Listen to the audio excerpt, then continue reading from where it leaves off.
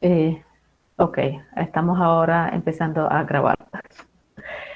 Y bueno, estamos casi a punto de terminar.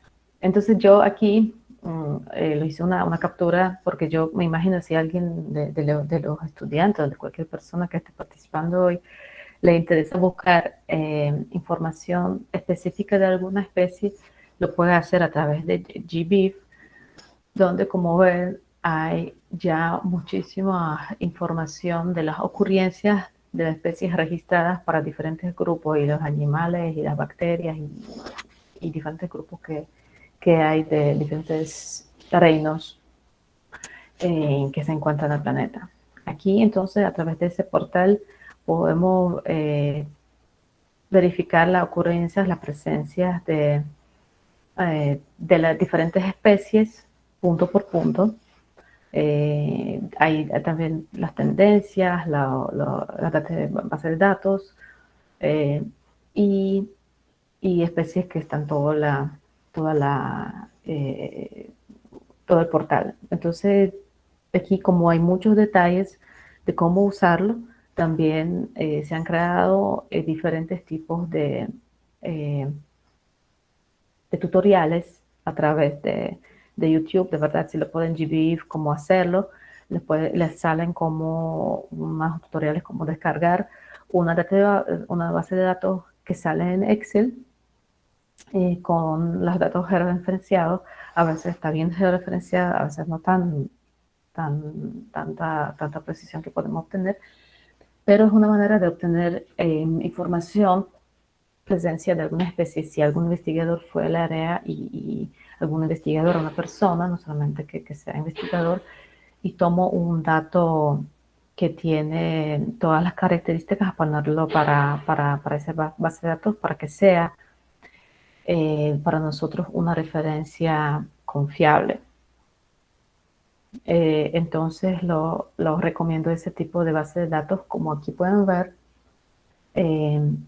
hay diferentes especies que primero en la columna tenemos el nombre del país, las coordenadas, la fecha cuando se tomó el registro y luego es el tipo de registro, si es una colección, si es un avistamiento o diferentes tipos de registro.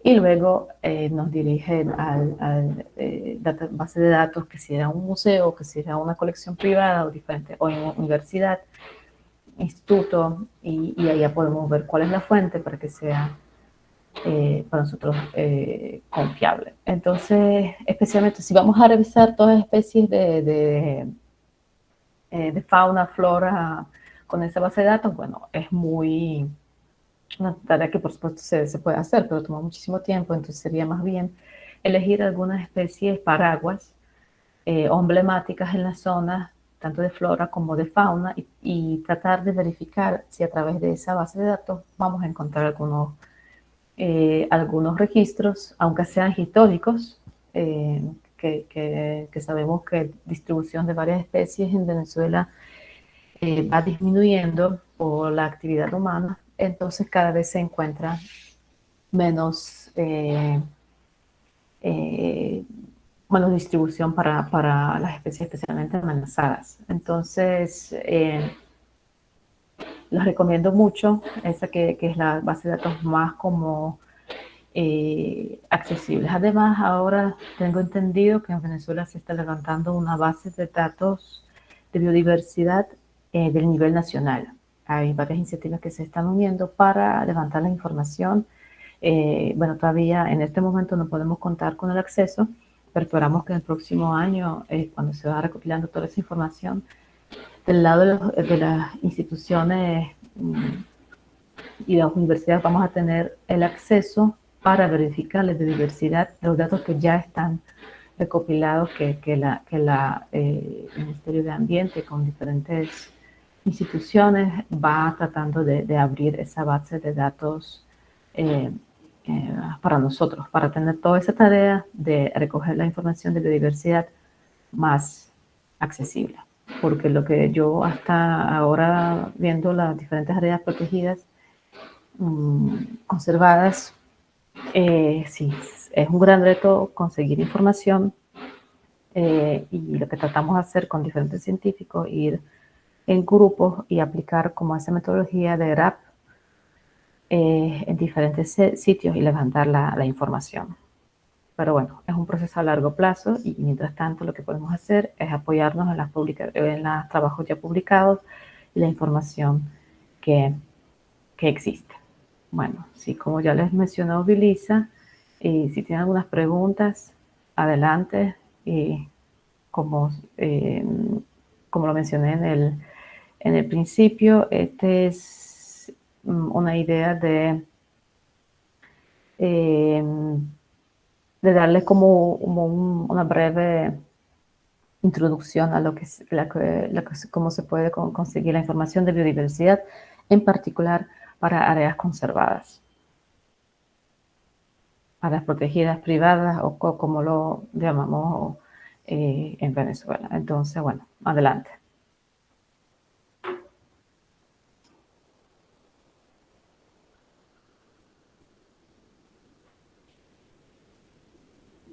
Ajá, que digo, una pregunta de Vilisa.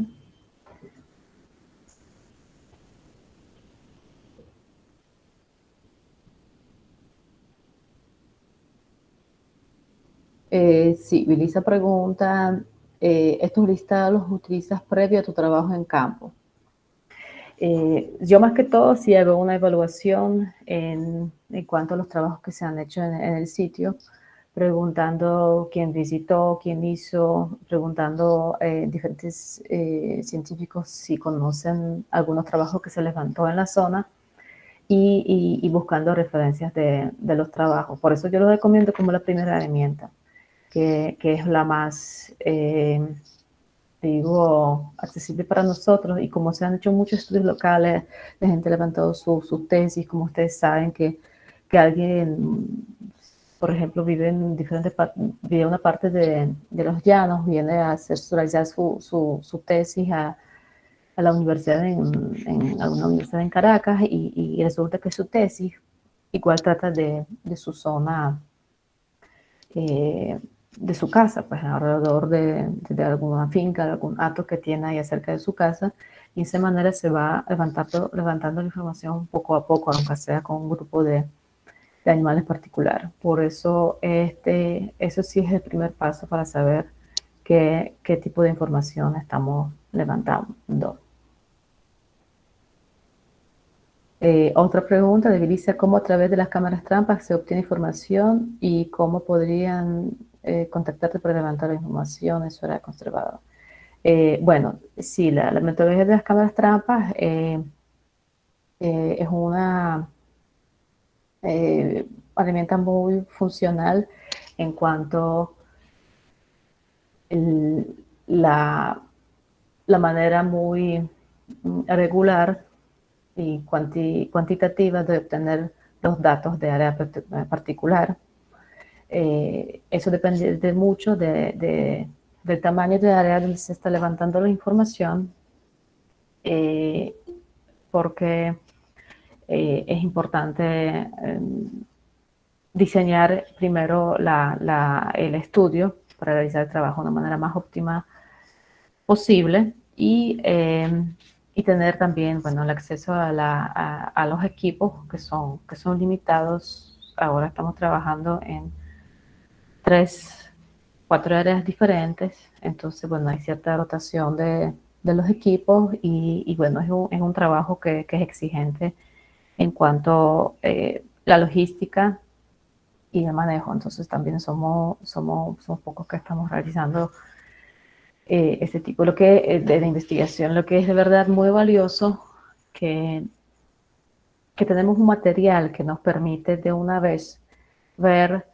ver la especie, es una información para el público. ¿Cómo lo vamos a manejar?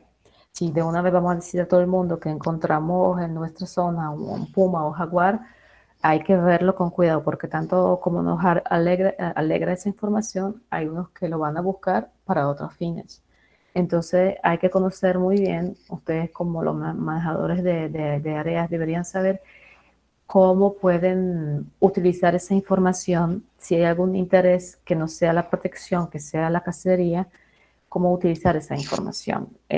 Entonces hay que tenerlo muy presente que es una información delicada varias situaciones, pero lo que nos permite es un dato que ya siendo crudo, para la ciencia, una foto que sale de cámara trampa es un dato crudo, pero en ese momento nosotros lo vamos analizando, aplicando diferentes metodologías para responder las preguntas que se hizo previamente antes de estudio con fototrampeo, que en caso de áreas protegidas, primero es la riqueza de la especie.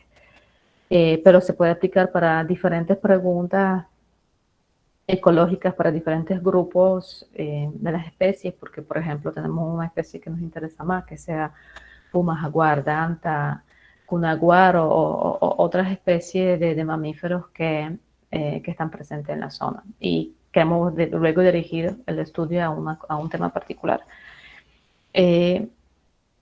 Y si bueno, otra pregunta de Bilisa es ¿cuál sería la inversión mínima para realizar un muestreo con cámara trampa en áreas protegidas que requieren permisos? Bueno, eso es la dos primera pregunta entonces. Como les comenté, es muy importante saber cuál es el tamaño de área de protección, de área conservada, porque si son 20 hectáreas o 30 hectáreas, es muy diferente que si son 2.000 hectáreas. Y en 20 hectáreas, de verdad, un estudio así que sea un inventario formal de las especies con las cámaras trampas no se está realizando, porque lo que podemos hacer es tener una o dos cámaras trampas y ver lo que sale. Hay que tener en cuenta también que es un equipo que es muy vulnerable y fácilmente puede ser robado por diferentes personas. Y lo que es óptimo es realizar un estudio, colocar entre lo óptimo y ideal sería tener entre 20 y 30 cámaras trampas en una área como de 2.000 hectáreas, algo de esa dimensión, mientras que si son áreas más pequeñas, podría ser algo de entre 8 o 15 cámaras que podemos aplicar. El costo de una cámara son diferentes, empiezan ya de $60 hasta 500. Por supuesto, hay una variación en cantidad del equipo y eso no es todo, porque comprar cámaras es muy poco. Eso es un primer paso. Luego esta metodología que hay que aplicar para tener éxito. Yo espero que en el próximo año se consiguen los fondos para poder realizar los talleres de manejo de fototrampeo, porque no es simplemente tomar fotos. Sabemos perfectamente que eso no es así y hay que, para tener un éxito de ese tipo de metodología hay que tomar en cuenta varias condiciones para colocar equipos en sitios más adecuados y tener una cobertura que nos permite responder la pregunta o acercarnos a la respuesta de cuántas especies, cuál es la riqueza de mamíferos en el sitio particular. En cuanto a los permisos, si no es el sitio que abarca alguna zona protectora o alguna otra zona de abre, sí aplican los permisos del Ministerio de Ambiente, de Ecosocialismo y Ambiente, que son los permisos de caza científica. Entonces hay que hacer algún convenio con la institución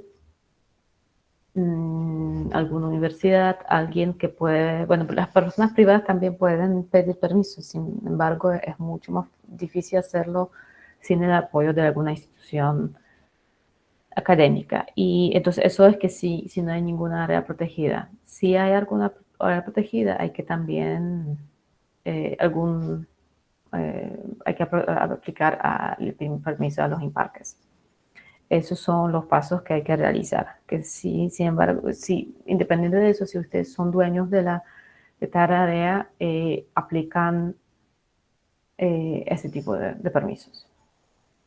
¿Algunas otras preguntas? Ajá. ¿Cuál es el tiempo mínimo de muestreo? Eh, el tiempo mínimo, bueno, lo óptimo es hacer ese tipo de monitoreo durante un año para abarcar dos épocas de lluvia y de sequía, porque los animales tienen su movimiento, que tiene variación temporal.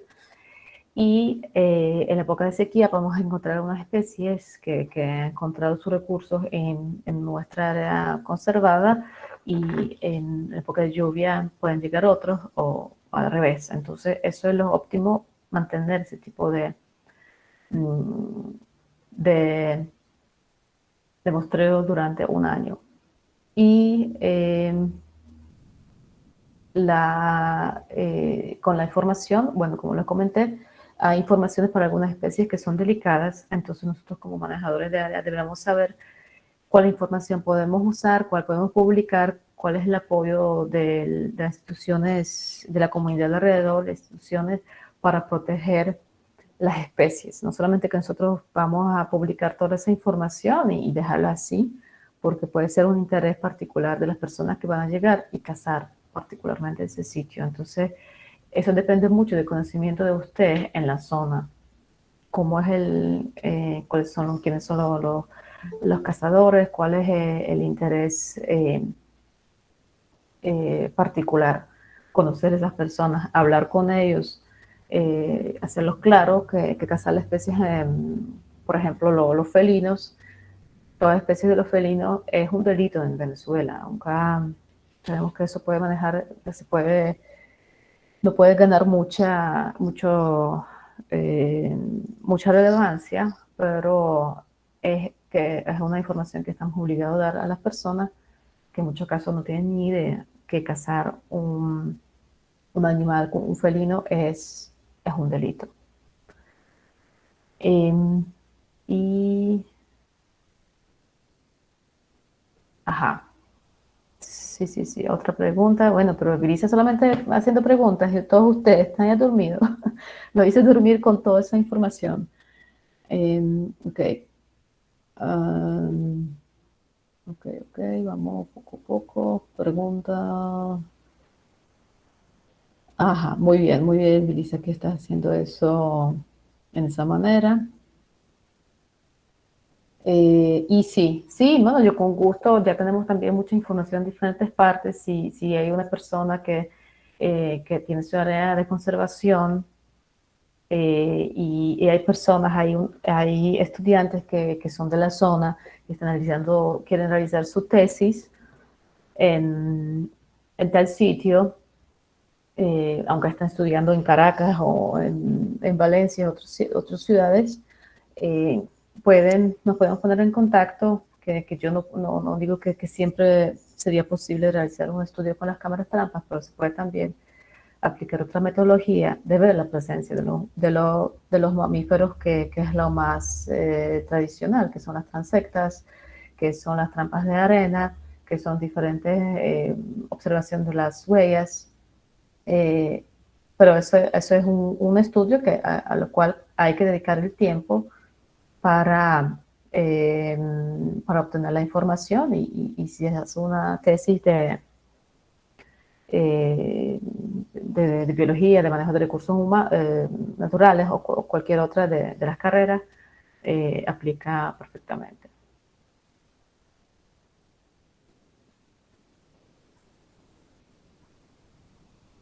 Ajá, ok. ¿Quién tiene la otra pregunta? que si puede, fue que levantó la mano y bueno, puede hacer su pregunta. Joan,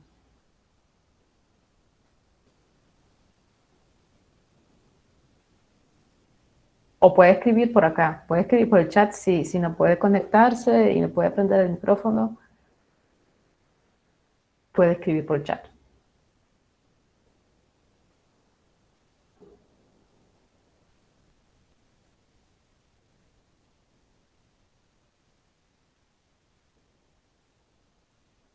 Dale, dale, Vicky, adelante.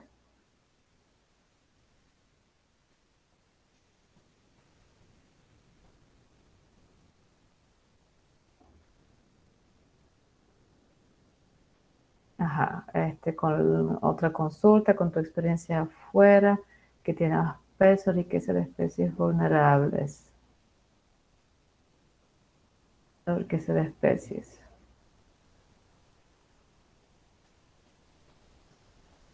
Sí, sí, la idea óptima. Había programas aquí en Venezuela. eh, Había un programa que se llamaba Neomapas, que trataba de levantar la información de biodiversidad en Venezuela a través de un diseño muy bien diseñado para diferentes grupos de fauna y tratar de levantar la información para todo el país. Y eso se hacía. Otras iniciativas, bueno, en algún momento se acabó el financiamiento para el proyecto y lamentablemente no se pudo seguir con las salidas de campo que tenían un protocolo, como tiene el protocolo las evaluaciones rápidas de biodiversidad que los mencioné durante la presentación. Entonces, estas iniciativas más que todo son pequeñas porque como tal, levantar la información de biodiversidad en el nivel de país es un gasto enorme y es una responsabilidad del Estado de invertir en eso a través de proyectos de ministerio, de parques. Pero bueno, tenemos la claridad cómo está funcionando eso actualmente en el país y más que todo se debería buscar la información perdón, financiamiento, sí, afuera en los fondos grandes. Sin embargo, así, para levantar información básica, realmente la presencia, ausencia de las especies, no es tan fácil ahora conseguir los fondos, porque para muchos sitios ya se logró levantar ese tipo de información. Lo que se hace ahora es más bien aplicar los proyectos particulares de la conservación de tal especie por tales razones y amenazas que están presentes. Entonces, mira, tenemos un estado y queremos saber cuál es la diversidad de un estado. Bueno, el estado debería financiar esas actividades. Y yo creo que no es una mala idea tratar de acercarse más arriba posible en un estado particular para hacerla, para ver si se podría hacer alguna colaboración eh, para la conservación. Por ejemplo, justamente ayer estaba pasando por Carabobo, viendo por todos lados los murciélagos. Sí, no tengo muy claro cuál es la afición por el murciélago del gobernador actual. A lo mejor alguien de ustedes sabe, pero me parece un argumento excelente para acercarse al gobernador y decir, mira, vamos entonces a levantar la información de los murciélagos de nivel de Estado, porque es un símbolo ahora de Estado. ¿Por qué no? Y tratar de ver estas opciones de buscar algo de financiamiento interno, algo local, tratar de ligarse con grandes empresas en la zona que pueden tener un impacto hacia la biodiversidad. Y bueno, eso depende mucho, por supuesto, con quién vamos a hablar, pero vale la pena hacerlo porque los fondos así grandes internacionales solamente para levantar la información de biodiversidad son limitados. Hay que tener un tema muy específico para obtener los fondos, este, eh, fondos grandes. Déjame porque yo me fui respondiendo la pregunta así más extenso y ya veo aquí. Ok, Lisa. Lisa preguntando, decir que tengo 100 especies de aves es más llamativo o decir que tengo una especie en peligro. Bueno, vas a decir dos cosas. Tanto la cantidad de especies que tienes en la zona, el número de las especies que tienes en la zona, eh, 100, 150, y entre esas 150 tú tienes tantas especies en peligro de extinción, tantas vulnerables, tantas la preocupación menor. Entonces vas creando diferentes estadísticas, lo que un poco nos mostró también Flavio, que un folleto que realizó para sus áreas, para el área conservada que está manejando en Brasil. Entonces, no es uno y otro, son ambas estadísticas. Ok, luego Álvaro está preguntando, Velasco está preguntando cómo aplicamos la técnica de cámaras trampas para estudio de cocodrilo. Eh, bueno, como es una especie que es acuática, pero también tiene sus actividades terrestres, es lo más óptimo saber cuál es nuestra pregunta, que queremos saber, porque tiene mucha movilidad como la especie y más que todo las cámaras trampas se usan en el ecosistema terrestre. Sin embargo, por supuesto, hay cámaras acuáticas. Lo que pasa que eh, la calidad de agua no es que siempre nos permite tener una vista buena por abajo, entonces por abajo de agua. Entonces, Álvaro, sí, las preguntas que podemos relacionar con actividad de crocodilos, que son actividades terrestres, como crear los nidos, es el momento donde se podría, por supuesto, aplicar el fototrampeo. Es algo que espero que logramos hacer. Ok, aquí otra pregunta de Jonan.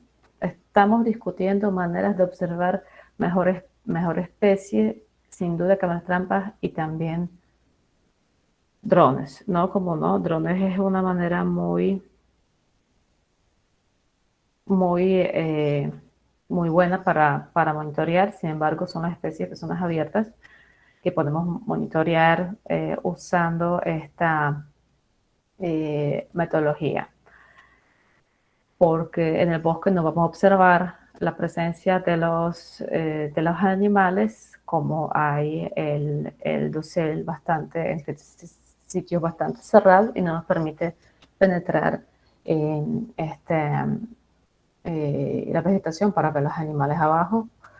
Eh, si aplicamos unas cámaras de infrarrojo que nos permiten ver los cuerpos calientes de los animales, eso es una buena metodología, pero es poco aplicable en el trópico, como la temperatura de vegetación y temperatura de cuerpos es muy parecida y esas cámaras no están lamentablemente funcionando bien acá. Entonces, todo es la cuestión de preguntas que queremos ver, si tenemos una especie particular que queremos observar o hacerlo para todas las especies de mamíferos grandes y medianos no es lo más adecuado. Ok, otra pregunta. Muchas gracias, Juan. Eh, en el caso de no contar con la posibilidad inmediata de las cámaras trampas, es posible llevar un seguimiento a mamíferos con solo registros de huellas, rastros y testimonios de habitantes próximos al área de estudio. Claro, claro, por supuesto. Eso que los mencioné, que se hacen las transectas, se hace el registro de huellas, las trampas de arena que podemos hacer. Eso no requiere una inversión en los equipos o la presencia de los investigadores que tienen ese tipo que aplican ese tipo de metodología como cámaras trampas. Entonces, y las entrevistas con los lugareños también es una fuente de información muy importante. Entonces, si tenemos toda esa información sistematizada, podemos presentarlo como una fuente de información sobre la eh, diversidad de los mamíferos en la zona. Hay que ver si contamos con las fuentes de información confiables. Eso es muy importante. Yo a veces para ver si hablo con la persona que sí de verdad conoce fauna, yo a veces le doy una especie o fotos de las especies que no son de la zona o que ni siquiera son del país, para ver, o ni siquiera del continente, para ver si estoy hablando con alguien que de verdad tiene conocimiento de la fauna, porque es una manera de verificar que si alguien dice así, no, elefantes, no, claro, pero es que por supuesto en Cojer siempre había elefantes. Bueno, entonces sabemos que eso no es una persona que es confiable para tomar la información sobre la presencia eh,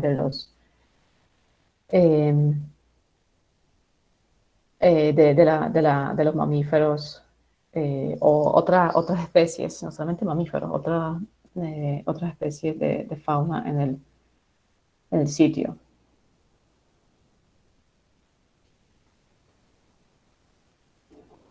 Ajá, sí, bueno, seguimos con el tema de los drones, sí, sin duda se puede cubrir un terreno grande con la presencia de los drones, pero sí, todo es la pregunta para qué estamos utilizando eso. Y como visibiliza, sí, los drones son más útiles para levantar información de la cobertura vegetal.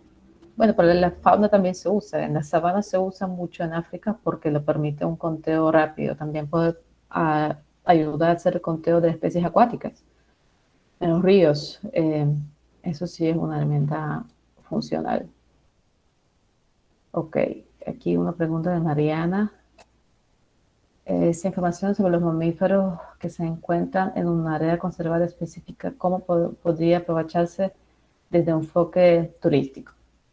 Sí, es muy importante.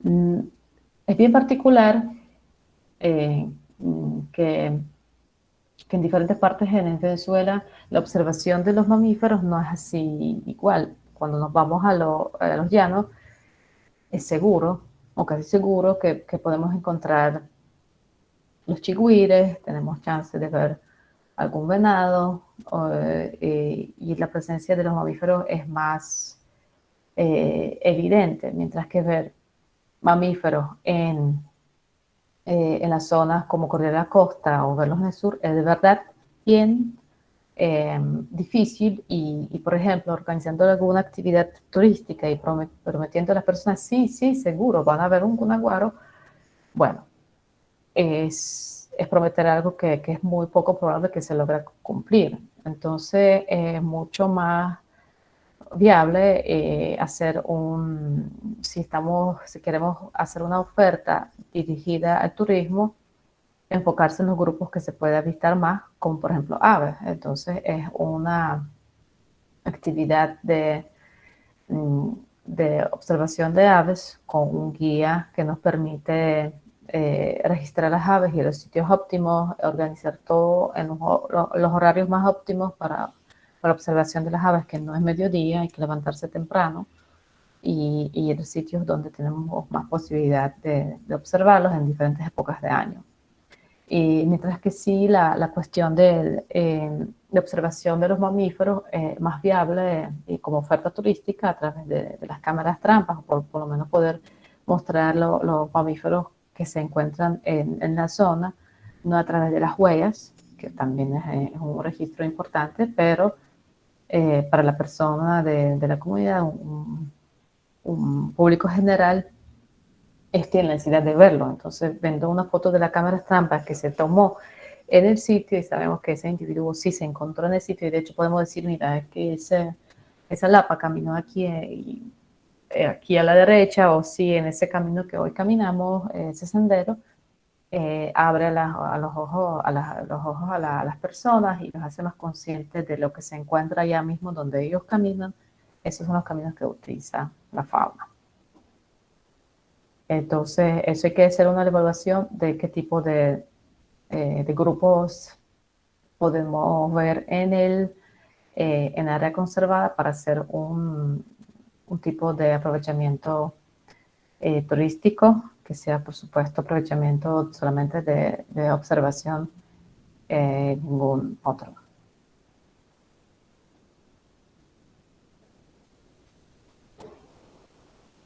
Ok, sí, bueno, la iniciativa de áreas conservadas, si logra ir invitando a los estudiantes que tienen un interés particular y viven en unas zonas que están cerca de áreas conservadas, porque tampoco es la idea que estudiantes cruzan la mitad del país para llegar al área conservada y pasar allá una semana para luego regresarse, porque sabemos que la logística ahora en día en Venezuela cuesta mucho, entonces lo más óptimo es buscar estudiantes que están en la zona, que están realizando su tesis, que tienen interés y que también pueden contar con algún apoyo de los dueños de las áreas conservadas, con algún transporte, con alimentación para realizar el campo, que es un campo exigente. Entonces, si la persona es motivada, sería excelente aprovechar esa oportunidad porque es una relación ganar-ganar, gana la persona, gana el estudiante realizando su tesis, gana el manejador del área conservada, levantando información de la biodiversidad y gana el país o la institución que está dando la formación al estudiante, perdón, porque se levanta la información a nivel nacional. Sí, gracias Álvaro. Ok. Ok.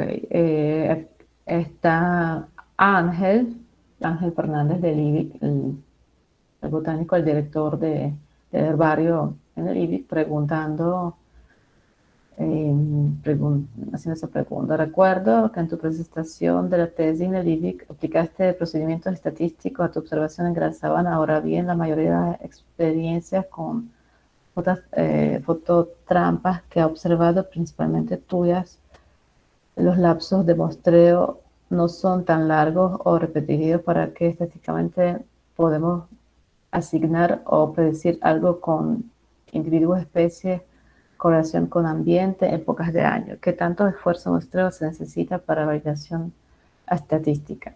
Bueno, aquí sí, como no, Ángel, tienes razón. Lo que pasa es que no estaba manejando 5 o 8 o 10 cámaras, estaba manejando esas 30 cámaras, entonces era un esfuerzo muestreo más intenso en un periodo más corto. Y no sería excelente poder extenderlo para un año, pero la logística para moverse a la Gran Sabana este, mm, se hacía cada vez más difícil y yo con el esfuerzo de muestreo que se realizó durante 6 meses, estoy cumpliendo con lo que se necesita para levantar la información de esa extensión. Entonces se calcula la cantidad de los días por cantidad de las cámaras. Entonces, mientras más cámaras hay, se puede probar un periodo más corto. Pero si tenemos menos cámaras, entonces las dejamos en 2 o 3 sitios, tenemos poquitas cámaras, tenemos 4 cámaras, la probabilidad que justamente en esos sitios pasan los individuos es más baja, por eso necesitamos extender el tiempo de muestreo. Y eso es la pregunta. Y también es lo que nos interesa, el levantamiento de la fauna como tal. Eso es estimar la diversidad de la riqueza de las especies en el sitio.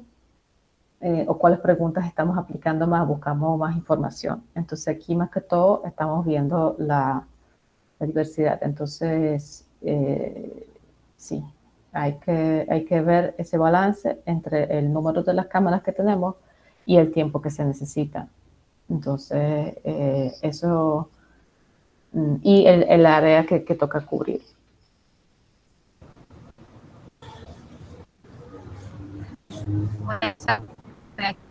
Sí, sí, te oigo. Hola, ya estoy perdiendo la voz. Entonces, ay, sí, me alegro. Déjame tomar algo. Gracias por puesto que Casi no te escucho.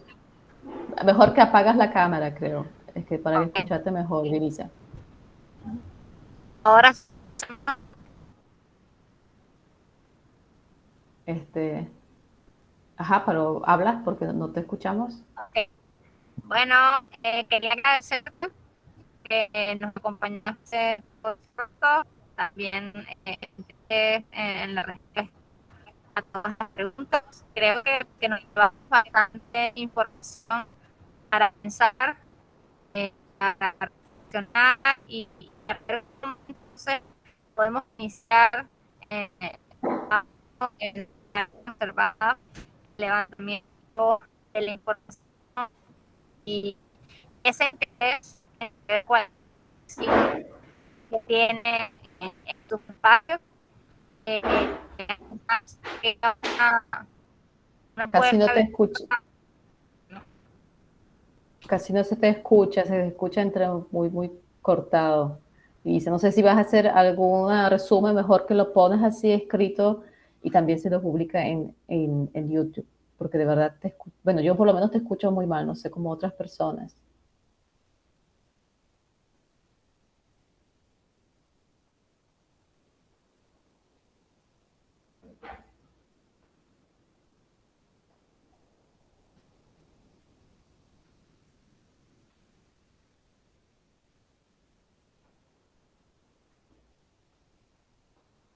Valoro.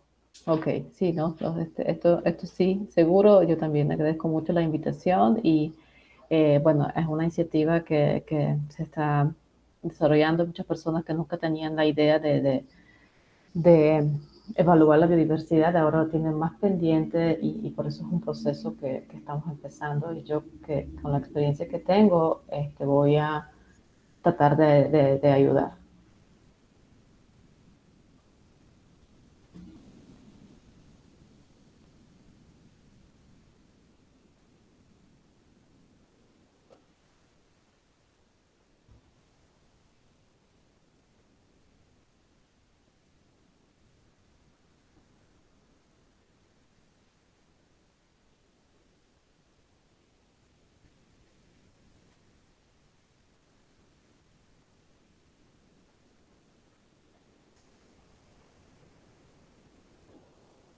Chévere. Bueno, entonces, si no sé si está Freddy activo, no, no. Bueno, entonces, muchas gracias por su participación, por todas las preguntas.